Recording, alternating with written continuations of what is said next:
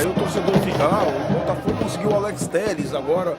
Por que o São Paulo não esperou e conseguiu? Primeiro que contratar também não indica só ter dinheiro por direito federativo. Significa o salário, as luvas do cara. É a comparação Alexandro, proposta do Flamengo, Alexandro, proposta do São Paulo. A proposta do São Paulo por Alex Telles, se fosse feita, ela seria muito inferior à do Botafogo.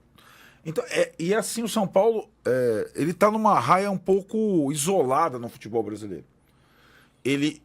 Acho que ele investe forte no futebol, mas ele não faz loucuras, porque senão o clube quebra. Então ele está naquele limite de manter um time competitivo sem ter muito como competir com essas outras potências em termos de contratação. O torcedor tem que entender isso.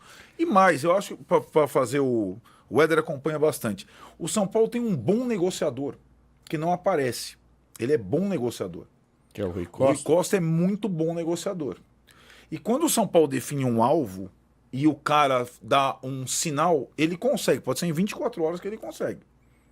Ele consegue, ele convence o Rames a jogar no São Paulo. Ele vai, não sei o que lá. Ele é bom, ele não aparece, mas quem faz negócio no São Paulo, o Belmonte pensa, o Muricy fala, o scout indica, mas quem vai alinhavar o contrato é o Rui Costa.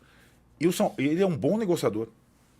E acho que não fosse essa situação, seria pior. Como ele falou, não teria nem janelinha, seria janela zero. E acho que agora o São Paulo talvez seja tarde para algumas coisas, tarde para o confronto com o Atlético. O Atlético já utilizou 3 dos reforços na partida de ida. O Botafogo está jogando com todos os reforços nessa altura, o Cruzeiro idem. Mas é o que temos hoje. O São Paulo tem esse tamanho financeiro no futebol brasileiro atual. Viu, Éder? Só para lembrar, quanto o Palmeiras pagou pelo Maurício? O Maurício não é um jogador de seleção brasileira. Né? 10 milhões e meio de euros. Isso é valor de negociação de jogador, atacante brasileiro para fora. Por 80% dos direitos, tá? Não é nem 100%. Agora, em cima disso que vocês estão falando, não tem dinheiro e tal, e não fez loucuras e tal. Esse discurso, me parece que esse discurso para a torcida casaria melhor. Eu queria saber a sua opinião, Éder. E uma pergunta também. Esse discurso casaria bem para a torcida se o São Paulo falasse, nós não estamos contratando aqui esses caras porque a gente não tem dinheiro agora. Em contrapartida, com a venda, com não sei o que, a gente abateu não sei quantos milhões em dívida. Tá? E não é isso que está acontecendo. O São Paulo aumentou as suas receitas, isso é verdade, indiscutível. Tem muito mais receita do que tinha, mas também aumentou os gastos. Então ficou tudo na mesma. E é sobre isso que eu ia falar. Que tem muita gente perguntando, quando é que o São Paulo vai poder contratar de novo?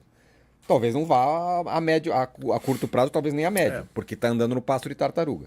E vou repetir, esse discurso, não faz loucuras, então é bom não fazer loucuras, cairia melhor para a torcida se ela tivesse uma sinalização de que em contrapartida estivesse pagando conta. O que não sei se está acontecendo, você pode me dizer melhor. Eu acho que está acontecendo, mas não está acontecendo da velocidade que poderia estar acontecendo para se fazer um discurso desse, por exemplo. Para se falar, a gente não está contratando, mas a gente pagou XYZ, diminuiu, amortizou, e isso não vem acontecendo. Mas a grande pergunta sobre quando o São Paulo vai conseguir contratar, eu acho que a gente precisa entender o que é conseguir contratar. É conseguir fazer o que o Palmeiras faz? O que o Flamengo faz? O que o Botafogo faz? Se for isso, vai demorar muito. O São Paulo vive uma outra realidade financeira. O Palmeiras acabou de vender o Estevão e já estava certo, entre aspas, financeiramente, vende o Estevão, então tem muita bala para ir ao mercado e comprar jogadores. O São Paulo, mesmo que venda aí, acabou de vender o Beraldo, mas vendeu o Beraldo porque precisava vender o Beraldo. Se vender o Pablo Maia, não vai pegar o dinheiro do Pablo Maia e gastar tudo no jogador. Tem coisas a pagar, tem contas a acertar. Então, vai precisar ainda de um tempo, e um tempo que eu acho que vai ser grande para o São Paulo conseguir se acertar de uma maneira razoável para poder fazer contratações muito grandes. Acho que a última contratação muito grande que o São Paulo fez, tirando o Rames, pra gente não falar do Rames, foi a do Lucas. Talvez tenha sido a última, entre essas, loucura do São Paulo, que foi para ficar com o Lucas. Com direito federativo. Que foi para ficar com o Lucas e oferecer um salário alto, né, na casa de $1 milhão. Então, assim, se for para pagar por direito federativo, como a gente tem visto o Palmeiras fazer, Botafogo fazer, o Flamengo fazer, isso vai demorar e vai demorar bastante. São Paulo pagou caro por direito federativo recentemente, eu não digo, né? Acho que o Leandro que vai fazer uma pergunta nem era nascido. Mas pagou pelo Luiz Fabiano, pela volta do Luiz Fabiano, uma baita de uma grana. Pagou pelo Ganso. Pelo né, Ricardinho, né? Lá um pouquinho Ricardinho um pouco antes, né? Deram quase certo. Não deram exatamente certo. deu mais certo que o Ganso. Não, deu muito isso Ah, aí sim, é- o Ganso sim. É verdade. Fala, Leandro, manda pau aqui pro Bom, Éder. boa tarde a todos que estão assistindo o Tricolaço. Boa tarde, Éder. Éder, eu queria te perguntar nessa pegada do que está sendo comentado aqui em relação ao que você acha de uma possível SAF dentro do São Paulo. Eu vi alguns textos esses últimos dias, uma galera comentando que talvez a SAF seja a única solução a um médio prazo, nem tão longo assim. Você acha que realmente a SAF é uma solução para o São Paulo ou você acha que a SAF pode atrapalhar assim como atrapalhou o Vasco, por exemplo? Cara, eu acho que tem muita gente que endeusa a SAF sem entender direito o que é uma SAF.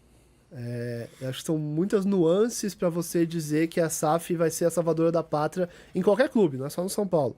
A gente tem exemplos de SAFs que deram muito certo e tem exemplos de SAFs que deram muito errado. Então, eu acho que mais do que a SAF em si, é você ter uma boa gestão. Sendo SAF, não sendo SAF. Você ter uma boa gestão que se preocupe em acabar com dívidas ao invés de fazer outras. Você tendo uma gestão que vai trabalhar de acordo com o orçamento que tem, isso não precisa ser SAF para você conseguir resolver os problemas. Então eu não acho que a SAF vai ser, se chegar a SAF no São Paulo, vai ser uma resolvedora de problemas desse nível de transformar o São Paulo da água para o vinho em matéria de poder aquisitivo financeiro. Eu não acho, sinceramente não acho. E mesmo que venha uma SAF com um investimento muito grande que pague todas as dívidas do São Paulo, isso pode ter um custo lá na frente, né? Que é o que a gente está vendo aí no Vasco, enfim, a gente já viu no Cruzeiro ir e voltar, né? De vender a SAF de novo. Então, eu acho que tem que ser um tema tratado com muito cuidado, em qualquer clube. Não é só no São Paulo, em qualquer clube. A SAF, como salvadora da pátria, a gente tem que tomar cuidado com isso. Só para acrescentar o que o Éder está falando, o torcedor, ele fala em SAF, normalmente quando o clube dele está quebrado, rebaixado ou correndo risco, ou quando, nesse caso do São Paulo, ele vê a dificuldade de competir com os mais ricos no momento. Só para acrescentar, para alguém, alguma empresa, algum empresário comprar o São Paulo, eu não vejo nenhuma possibilidade. Porque o São Paulo é muito caro.